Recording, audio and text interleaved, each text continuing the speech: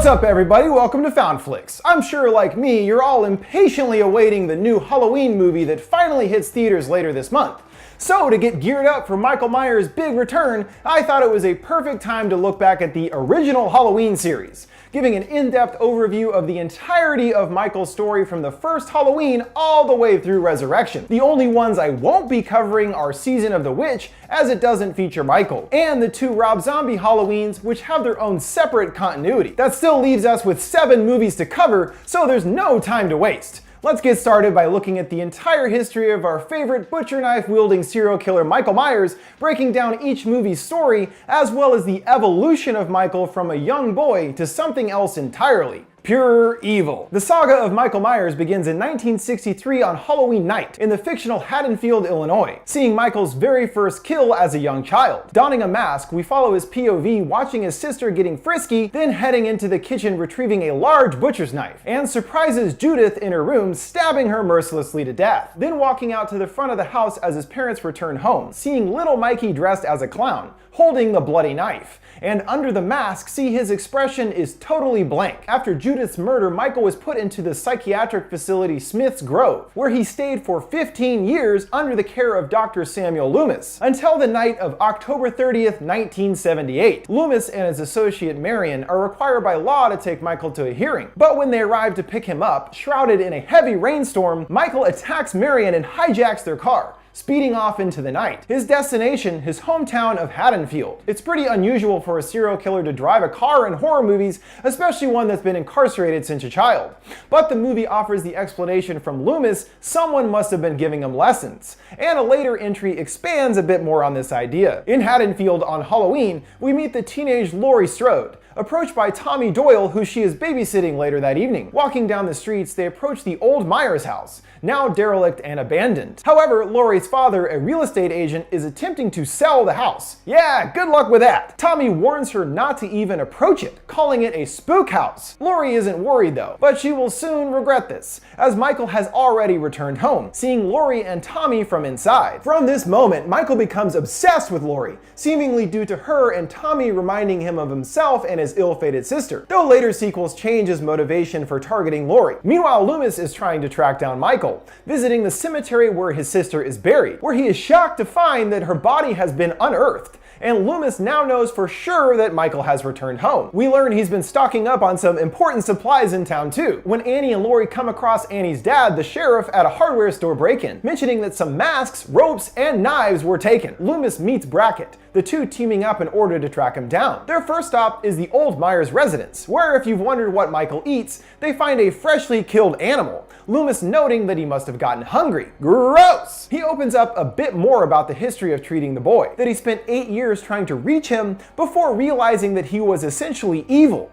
with the blackest eyes he's ever seen, and thusly spent the next 7 years trying to keep him locked up. As Halloween night sets in, Michael is still focused on Laurie, watching from outside where she's babysitting Tommy. At one point, the two seen watching the original The Thing from Another World, which is pretty amusing as Carpenter would go on to remake the film a few years later in 1982. But first, Michael sets out to kill Laurie's friends, including Annie and then Linda, strangling her with a phone cord, trying to call Laurie for help. She goes over to the house not finding anyone, assuming it must be a joke, until finding Annie splayed on a bed with Judith's gravestone above her. She sends the kids to safety, but it's too late. He's already inside. He stabs at her from behind the couch, Laurie retaliating by jamming a knitting needle into his neck. She goes to retrieve the kids, assuring them that Michael is dead, but not so much, as he is walking up the stairs right behind them. They separately hide, Michael going after Laurie. He knows she's in there, tearing the door to pieces to get to her. This time, Laurie wisely sends the kids out of the house, telling them to get help from a neighbor, and as they run outside screaming, catch Loomis's attention, knowing Michael must be inside and rushing in. He attacks Laurie, who manages to pull his mask off, revealing that he is just a normal-looking guy underneath, not a monster or anything. Loomis shows up, unloading on him, firing 7 times, knocking him over the second-story balcony and falling onto the ground below. Shell-shocked, Laurie refers to him as the boogeyman, to which Loomis agrees. He can't really be considered human at this point, especially when they look outside and already the body is gone.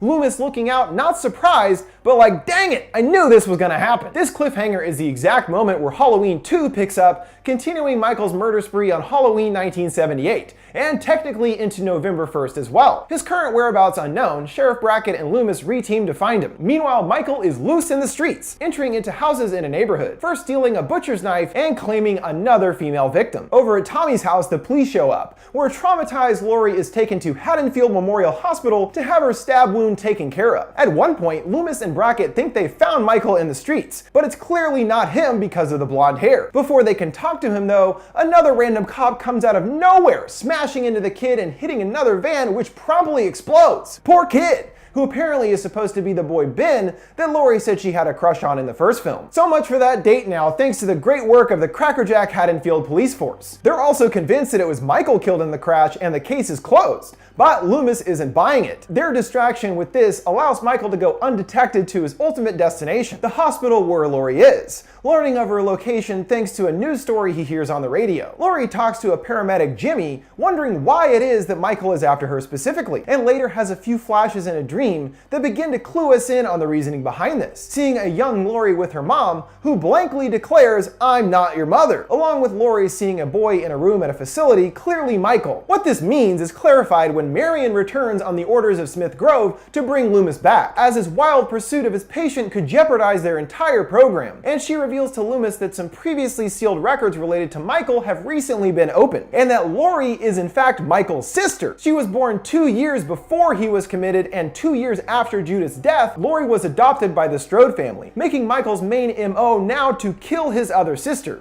rather than randomly being obsessed with her. And after learning this, Loomis demands to be taken back to Haddonfield, convincing the marshal to do so by pointing a gun at him and firing a warning shot out the window. Well, that worked. However, Michael has already been making his way around the hospital, killing pretty much the entirety of the small late-night staff, making it to Lori's room. But she knew he was coming, leaving pillows in her place in the bed, and still weak from the operation, hobbles through the hospital hallways, chased by her newly revealed brother, eventually hiding outside in a car, which happens to be her buddy Jimmy's, who doesn't help much, passing out from a concussion after slipping on a massive pool of blood earlier, hitting his head on the horn and drawing attention to them. "Great going, Jimmy!" She crawls out of the car as Loomis and Marion arrive, calling out weakly for help, but they don't hear her, and soon after is found by Michael. Making it inside, Loomis shoots the killer a whole bunch again, Michael dropping to the floor, seemingly dead. But come on, no way, dude. The marshal doesn't heed Loomis's warning and gets his throat slit, while Marion goes and calls for help on the marshal's radio. Loomis and Lori hide in the operating room, Loomis handing her a gun as Michael pounds away on the doors, tearing it to shreds. Loomis fires, but runs out of bullets, and Michael stabs him in the gut with a scalpel as Lori watches in the corner terrified. She begs for him to stop, then shoots him perfectly in each eye, causing blood to drip down from his mask. Being blind isn't going to stop him though, as Michael continues to slash erratically. Lori and Loomis open the valves on several oxygen tanks, the explosive gas filling the area. Loomis then sends Lori away and lights the gas, creating a huge explosion, rattling the walls, engulfing the room in flames. The ever-vigilant Michael proceeds to step out from the flames, his body completely on fire and still coming for her, but collapses before getting too far. It looks like everyone has their limits, even pure evil. The next morning, Lori is ushered away in an ambulance, staring out the window. This is the last that we see of Lori in this particular part of the series' story, as 11 months before the events of Halloween 4 in 1988, Lori and her unseen husband are killed in an auto accident. Thusly, the mantle of the family bloodline, as well as Michael's new target, is their also previously unseen daughter Jamie, who after her parents' death was adopted by another family in town, opening on October 30th, 1988. 10 years after the events of Part 2, after the fire at the hospital, Michael has been kept at the Ridgemont Federal Sanitarium and is about to get transferred to his old stomping grounds at Smith's Grove. And when overhearing from the doctors in the ambulance mentioning of Michael having a niece in his hometown, he has a new motivation to get going, attacking the guys and stabbing his thumb into one's head. Youch! And heads to Haddonfield to find Jamie. She's naturally still heartbroken over losing her parents, but at least has a close relationship with her foster sister Rachel, who takes her out for ice cream and helps her pick out a swell clown costume to go trick-or-treating in. Oh wait, that looks a lot like the one little Mikey wore when he killed his sister. Well, that's unsettling, as there seems to be an innate connection between Jamie and her uncle, seeing visions of him and haunted by nightmares as well, despite appearing to not know about that part of her family history. Then we catch up with Loomis, learning of Michael's escape and seeing his face has scars left from the explosion in Part 2. Along with the police, they find the ambulance he stole,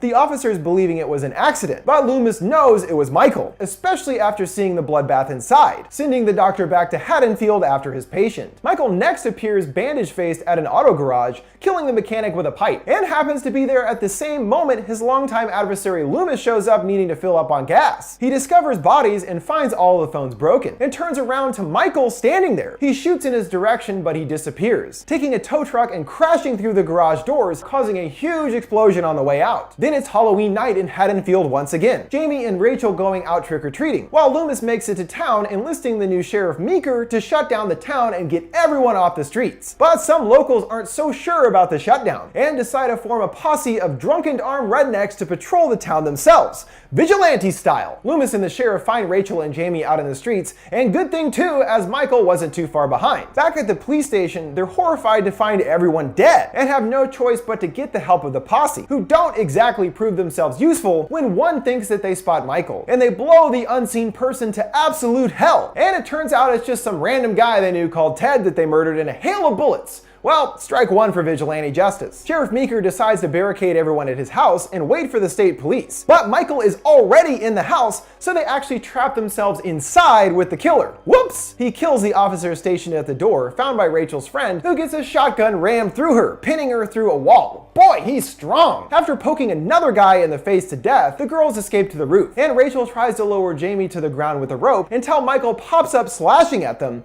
causing her to lose her grip, hanging onto the roof of the house for dear life. He keeps stabbing at her and she plummets to the earth, Jamie distressingly finding her not moving. Loomis appears, whisking Jamie away to her school, believing it will be safe there. It's not, as a momentarily blonde Michael emerges, tossing Loomis away, leaving Jamie on her own until Rachel reappears and blasts him with a fire extinguisher. The security alarm blaring outside lures the posse to the school, the girls explaining to them that he's inside. Rather than try to fight him though, they decide to take the girls out of town, to safety. But Michael's hitched a ride on the back of the truck, killing everyone, then going for the driver, tearing his face off, sending the truck swerving out of control. Rachel grabs the wheel, unceremoniously tossing Earl's body out of the door onto the road, and tries to get Michael off the roof, then slams on the brakes, launching him off. But he's right back to his feet as more police approach in the distance. Rachel plows right into Michael at full speed, sending him hilariously through the air like a ragdoll. Jamie decides for some reason to get out of the truck and approaches Michael's body, holding his hand, as the others yell for her to stay away. He gets to his feet, and everyone opens fire, sending Michael backwards into a hole, a pile of crap falling on top of him. Well, I guess that's good enough to call him dead for now.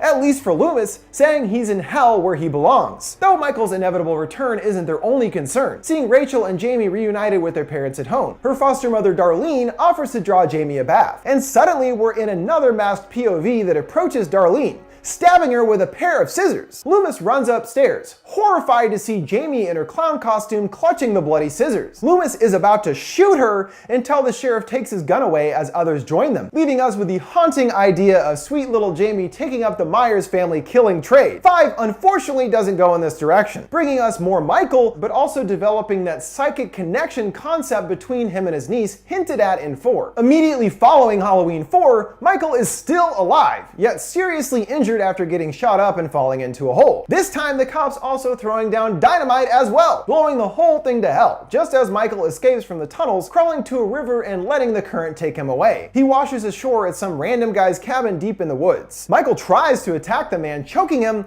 but loses his strength falling to the ground. At least he was kind of injured after all that. Or maybe he just needed a nice long nap. Because we pick up almost exactly 1 year later on October 30th, 1989, where Jamie has been put in a hospital and is clearly affected by her previous experience, continuing to suffer from nightmares as well as losing her voice due to the trauma that she went through. Also now, Jamie is much more psychically connected to Michael than seen before, perhaps as a result of holding his hand at the end of 4, seeing Michael don his mask before killing a man, and she is physically affected by what she sees, convulsing violently as Michael kills. And Loomis believes this connection could somehow help them in finding Michael, trying to get Jamie to reveal to him what she's seeing. The next time it happens, when Michael reemerges in the old neighborhood getting closer to her sister Rachel, Jamie is able to get across a warning, saying her dog's name Max, and thankfully get a hold of Rachel and both are safe. It didn't quite work though, as Michael was waiting in the closet and kills Rachel with a pair of scissors, and Jamie feels this too, having another seizure. Now Loomis is even more desperate and frantic, trying to get information out of Jamie, demanding to know why she's protecting him, and saying that he is the one that made her stab her mother, implying that he thinks somehow Michael and her connection is what caused her to attack Darlene. But he's put in check by the nurse, stopping his interrogation for now, sending him back to the Myers house. Michael isn't home, but someone else arrives outside, a mysterious man clad in all black with a thorn tattoo symbol on his wrist. The same briefly seen on Michael's wrist earlier at the cabin too.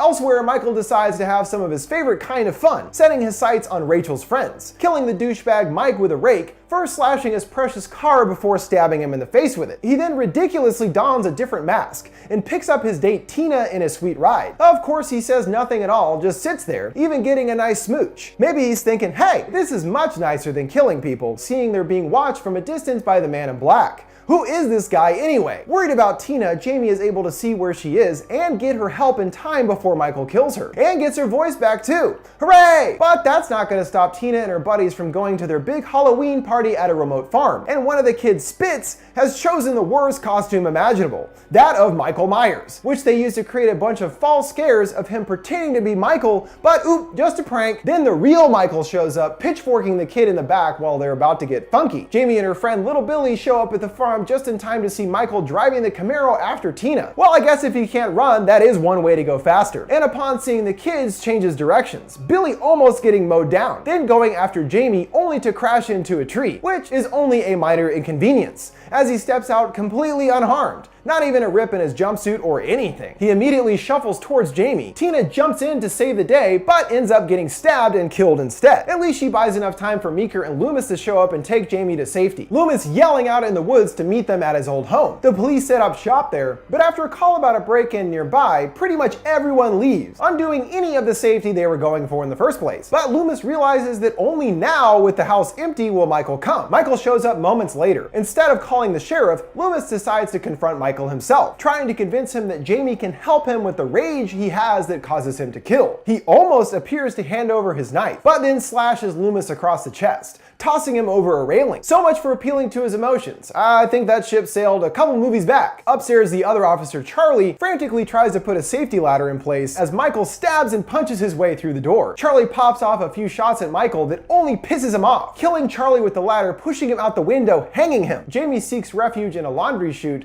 leading to a very intense encounter with Michael, getting the door off just as she climbs back to the top. Entering into the attic, she is greeted by a strangely ritualistic looking sight. Candles everywhere, along with the casket of a 9-year-old girl that Michael dug up, obviously intending it for Jamie. He enters about to attack her. She asks to see his face, and Michael takes off his mask, and when looking at him, she is surprised, saying, "You look just like me." A single tear rolls down the killer's face. She tries to wipe it away, the tender gesture infuriating Michael, who flips out, stabbing at her, running into Loomis, who uses her as bait to lure Michael into a net trap, then shooting him with a bunch of tranquilizer darts, and just to make extra sure, beats the crap out of him with a 2x4. And Michael finally stops moving. Still alive, he is taken to the local prison with the intent of transferring him to a maximum security prison, but his stay is short-lived, as the man in black approaches the police station. Moments later, there's an explosion inside, creating total mayhem, and Jamie goes in, finding the place suspiciously quiet, officers' bodies strewn all around, and makes it to Michael's cell, seeing the bars have been blown clear off and Michael is gone.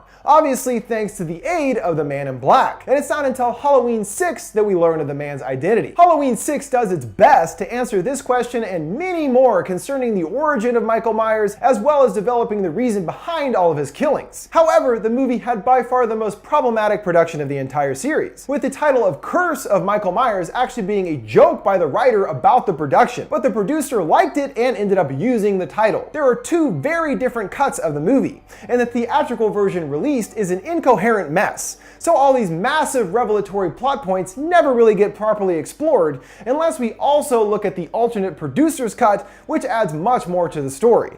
It's not necessarily good, but it does at least make a bit more sense than the release version. But hey, at least there's Paul Rudd, here Paul Stephen Rudd in his first role on the big screen. Welcome to showbiz, Paulie boy! What a way to start! In a slight shifting to Halloween 5's ending, both Jamie and Michael were taken by the man in black and brought to an underground underground medical facility. We open 6 years later, 1995, where Jamie is on the verge of giving birth, and it's heavily implied that Michael is the father. She gives birth, and the man in black enters asking for the baby, taking him to a ritualistic-looking chamber with a thorn symbol on the ground, the same seen on his wrist in Halloween 5. But before he can do whatever ritual he's trying to do here, a nurse brings Jamie the baby, helping her to get out of the facility, and her uncle isn't happy about it, Michael stabbing the nurse's head onto a spike in the wall. Sure, why not put a random spike in the wall there? As the two once again begin their ever-going game of cat and mouse. Back in Haddonfield, a new family has moved into the old Myers place. More Strodes! All the way back in '78, Laurie's dad was trying to sell the house, but apparently now his brother decided to move his family in. Geez, must have been dirt cheap. Here, Kara lives with her troubled son Danny, who like Jamie before also suffers from visions, but this time of the man in black urging him to kill, and it appears he's been targeted as another like Michael, influencing him in a way. But this plot doesn't ever really go anywhere. That night, a radio show is broadcast all about Michael, who at this point in time has become ingrained in our culture, one woman calling in even finding him attractive. And while getting undressed, Kara notices a peeping Tom across the street. Literally, his name's Tommy, it's funny. That's right, this is the same little Tommy Doyle babysat by Laurie in the first Halloween, but now all grown up, and still obsessed with his encounter with the killer as a child. Also calling into the show, saying Michael's work isn't done yet, but this time, he'll be ready for him. At his house, Loomis is also tuning into the show, amused when they speculate that he's dead, scoffing that he's not dead yet, just retired. And his old friend from Smith's Grove, Dr. Wynn, who appeared briefly in the first Halloween played by a different actor, has come asking for Loomis to return to the hospital to further assist in their case on Michael, but he at first refuses, saying he's no longer interested in practicing medicine. Outside of town, Jamie makes it to the local bus station, finding it completely empty, and also calls into the show warning that Michael is coming and asking Dr. Loomis for help, only to be dismissed as a wacko like all the others. Knowing Michael is after her baby, she hides him in the bathroom and escapes out the window, getting back on the road, followed by Michael in a van, who crashes into her car, sending her careening through a pumpkin patch. It's here Jamie finally reaches her end at the hands of Michael, impaling her on a piece of farming equipment, muttering that he can't have the baby. Michael coldly turns the equipment on, filleting her to death. Well, so much for surviving 2 movies, Jamie. Too bad. Searching the truck for the baby, he finds he's been duped. A towel concealed in the blankets. Tommy replays Jamie's call from the night before, picking up from the audio where she was, and follows a trail of blood at the bus station to the bathroom, finding the baby stashed away there and taking him to the hospital. There he encounters Loomis, tending to Jamie's death, and reminding him of who he is, wanting to know the truth. Loomis dismisses him, thinking Jamie is the last of the bloodline, but thanks to the baby, which he called Steven, that is no longer the case. And Loomis knows where Michael will be headed next, his old home where the Strode family now lives. Loomis tries to warn Kara's mother about Michael, and she was completely unaware they were living in the childhood home of the infamous serial killer, and calls her husband John about it, who continues to deny it and be a total a-hole. The truth is apparent though, as Michael is in the house and kills her at a clothesline. Kara later comes home, finding her son has made a new friend with Tommy, creepily hanging out in his room with the baby as well. It looks like Tommy has a theory about Michael and this whole thorn symbol thing, and how it connects to Michael and his sightings over the years. The symbol is actually a constellation, and each time it has appeared in the sky corresponds to one of the times Michael has showed up and gone on a killing spree, referencing the years that each of the previous movies took place. The Cult of Thorn is a tribe of druids, and one child is chosen to take on the curse of their namesake, which occurs on Samhain or Halloween. One family is doomed to die so that the others can live. That child was, of course, Michael, and the final sacrifice he must make to transfer the curse is to kill Steven. Well, that's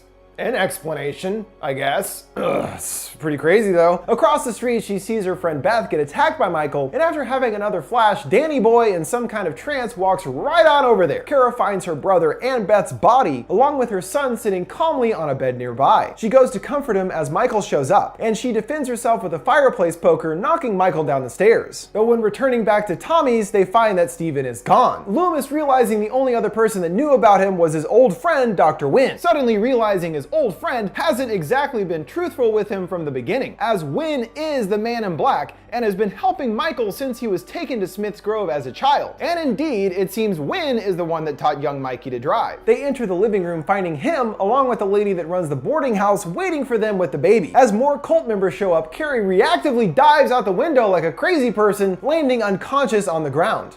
Nice escape plan. Loomis and Tommy are drugged, and when they wake up later, everyone, including Kara, is gone. Loomis has an idea of where Wynn must have taken them, back to Smith's Grove, where Wynn again asks Loomis to join him, calling Jamie's baby the dawn of a new age. Loomis, of course, wants to stop the evil, not help it spread, and refuses, resulting in him getting bludgeoned unconscious by one of Wynn's cult goons. While in the underground of Smith's Grove, also the location of the Thorne secret hideout, Tommy searches for Kara, finding her room 237 and busting the lock off as Michael appears, getting her out just in the nick of time. Phew! Good thing this guy doesn't move too quickly or they would have been screwed. They find an OR room deeper in the bowels of the tunnels, seeing Wynn along with Danny and several others preparing for the final sacrifice. Luckily for them, an agitated Michael shows up, massacring everyone in the room and distracting them, allowing them to get Steven and Danny out. In another odd room that looks designed for genetic experimentation, it appears that Tommy is willing to hand the baby over to Michael. But it's a trick, injecting him in the neck with a bunch of fat syringes filled with glowing green goo, which eventually slows him down. Tommy then beats the shit out of him in weird jumping flash cuts, goo pouring out from Michael's orifices. And I guess that's it. He's all done. The survivors rounding up outside, asking Loomis to join them. He declines, saying he still has business to tend to. A few moments later, overhearing Loomis scream, and that's the end. Who knows what the hell they were going for with this ending? In the producer's cut, there's a lot more delving into the specifics of the cult, and these special mystical rocks they use. This time, when Loomis goes back inside, he finds Michael surrounded by them on the ground, but it's actually Wynn in the mask, who grabs Loomis's wrist and transfers the Thorne symbol over to him, effectively forcing him to become a protector of Michael as he has been all these years, which is at least an ending instead of just some lazy B-roll and a scream laid over it. It's a real bummer that this is the end for Donald Pleasence's Loomis,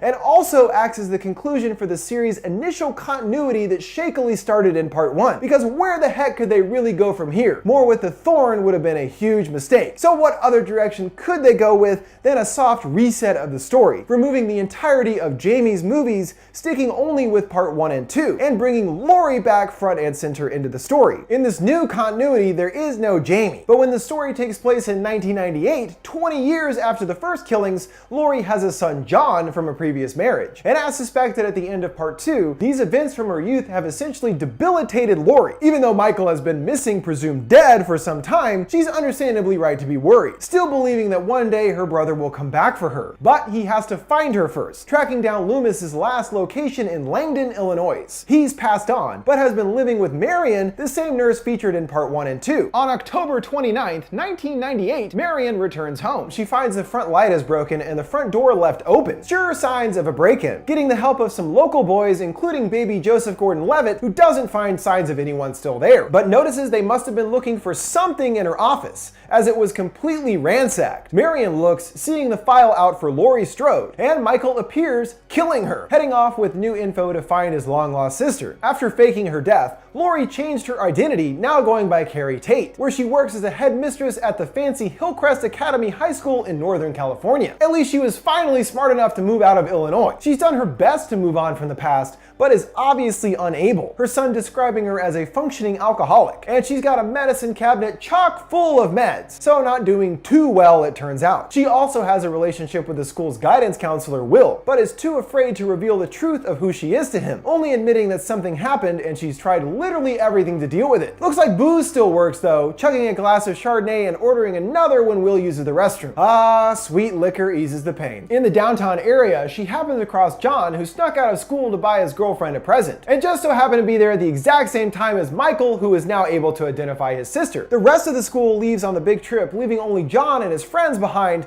the perfect environment for Michael to sneak in and slice them up. It's really not even that difficult for him to get in, especially with the bumbling LL Cool J as the school's security guard. Michael drives his truck and parks it at the front gate, confusing L, who goes out to check it, seeing no one in the driver's seat, and Michael sneaks by right behind him undetected, and closing the gate behind him, leaving the killer inside. Good work, L. Unaware, the kids set up their stay-at-home party, including candles and leftover cafeteria food. Romantic, while Will and Laurie have some middle-aged romance of their own, but she sours the mood by finally coming clean about her past, revealing everything to Will, who eventually believes her story. Meanwhile, Mike dispatches dispatches John's less important friend characters, leaving Michelle and John left, who meet up with Laurie, her seeing Michael for the first time face to face on the other side of a door. Will stupidly fires at someone, winging Ronnie in the side of the head. Michael appears, stabbing Will from behind and lifting him into the air. Laurie sends the kids off to get help, leaving her to face her brother all alone, as the two battle mano a mano throughout the school. At one point, Laurie mercilessly stabbing him repeatedly, sending him over the side of a balcony, crashing onto a table below. He lies there motionless, the knife still in his chest. Laurie goes to pull it out, about to stab him even more, until a surprisingly alive Ronnie holds her back, calming her down, assuring her he's dead. The police bag up Michael, and Laurie decides to hijack the ambulance, as she's not convinced that her brother is actually dead. And what do you know? He springs to life, getting free of the body bag as Laurie increases speed and slams on the brakes, sending Michael flying out through the windshield. And as soon as he gets to his feet, she runs him over, Michael getting stuck on the hood of the van, the two staring each other down as the van drives over the side of a ridge, rolling over and over down a hill. Laurie is flung from the vehicle, and Michael winds up pinned between it and a tree, unable to move. Grabbing a fire axe, she stumbles over to him. Michael comes to, grabbing at his mask frantically and appearing confused, reaching out a hand to Laurie. She starts getting teary-eyed, and the two nearly touch, but Laurie pulls away, lopping his head clean off. Lady's got one hell of a swing. No blood or anything, just whoop, head's gone, dude. We are left to believe that Laurie was victorious in finally slaying her killer brother. But not so fast, as we learned in Resurrection, the final chapter that was so good it killed the franchise completely. Revealed in the beginning of Resurrection, it wasn't actually Michael in the mask at the end of H2O. At some point before being put on the gurney, he attacked the paramedic and switched outfits, allowing him to flee the scene. So it was actually some random innocent paramedic with a family that Laurie killed instead of Michael. Whoops, my bad. As for why the paramedic didn't say anything, Michael made sure to crush his larynx first. Good thinking. Because of this grievous mistake, Laurie was deemed unstable and sent to a mental facility just like her brother had been all those years ago. At first, she appears in a daze and a long way from the Laurie that we know, but is only pretending, spitting out her medication into a doll she carries. Good thing too, as Michael has found his sister, slaying 2 security guards before headbutting into a room with his usual door-destroying methods. Laurie surprises him with a lamp, running to the roof, where Michael only sees her robe left behind. Another trick, as Laurie is standing behind the door, saying hello and activating a button that wraps a rope around Michael's leg, dangling him upside down over the side of the building. Starting to cut the rope, the sound aggravates Michael, grabbing at his mask, reminding Laurie of the accident with the paramedic, and wants to be sure this time, reaching out to take off his mask, giving him the chance to grab her and turn the knife into her chest. Laurie weakly telling Michael she'll see him in hell before he lets her go and drops to the ground. And with that, our main heroine is gone for good. Pretty lame way to go out, but that's only the beginning of this movie's cavalcade of disappointments. As we move on to the real plot of the movie, an unholy mashup of internet culture and reality TV circa 2002. A group of college kids are cast for a new reality show from the genius producing team of Busta Rhymes and Tyra Banks. For real, they're not playing themselves, but this is seriously some bizarre casting. With the allure of internet fame and a fat scholarship on the line, the cast of kids gather at the old Myers house to find out secrets about the killer, all while being monitored on video cameras around the house and on each participant. Before the broadcast gets underway, Michael is already chilling at his old house.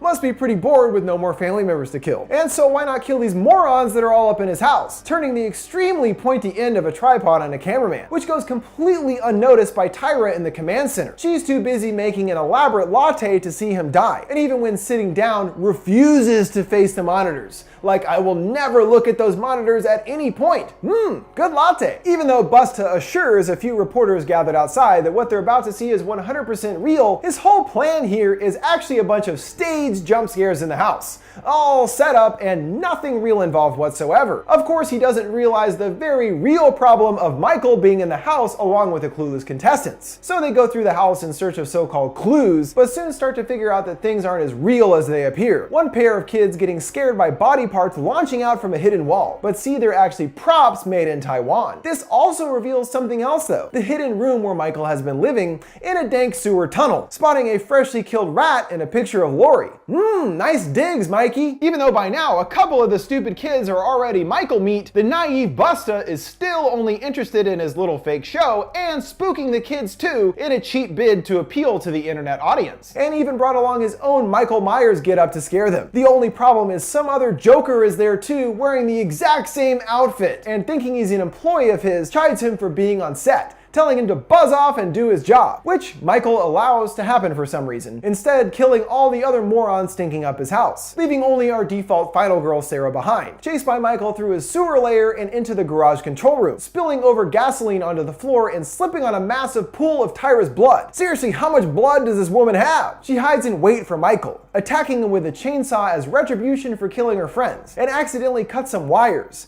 the sparks igniting a fire with the gas. Sarah gets trapped under some debris, Michael retrieving his knife approaching the helpless Sarah, and out of nowhere the door burst open, Busta boldly declaring "Trick or treat, motherfucker!" breaking a shovel on Michael and proceeding to go kung fu on his ass, then getting a fat electrical cable loose, jamming it into Michael's junk. He definitely gets him right in the junk. Even Mikey feels that one, falling back and getting wrapped up in a bunch of dangling wires, getting electrocuted and consumed by the fire. The fire department and police arrive later, taking Michael's body to a morgue. He looks dead until his eyes shoot wide open. Michael can't ever die, bitch! Even though this movie did kill the franchise completely. So in a way, it did kill Michael for good, at least for a little while, until the series was rebooted with Rob Zombie's Halloween films, and now we have another slight reboot / sequel to look forward to that should hopefully jolt some much needed new life into the series. There's already talk of a sequel to Blumhouse's Halloween, which isn't really a surprise, considering it's on track to have by far the biggest opening weekend of the entire franchise's history. If there are further sequels, this will give us yet another new series continuity to explore later, picking up after the first film and ignoring all of the others that came after it. For now though, this brings us to the end of Michael Myers' story, and hopefully this video gave you a satisfying look at his entire journey in the original Halloween series. And don't forget you can send me suggestions for TV series or movies you'd like to see me explain of any kind by sending them my way on any of my social media accounts at FoundFlix. Which of the original Halloweens after the first obviously is your favorite? I'd have to go with Halloween 4. Let me know your thoughts in the comments below. Make sure to like, subscribe, and follow. Thanks for watching FoundFlix. See you next time.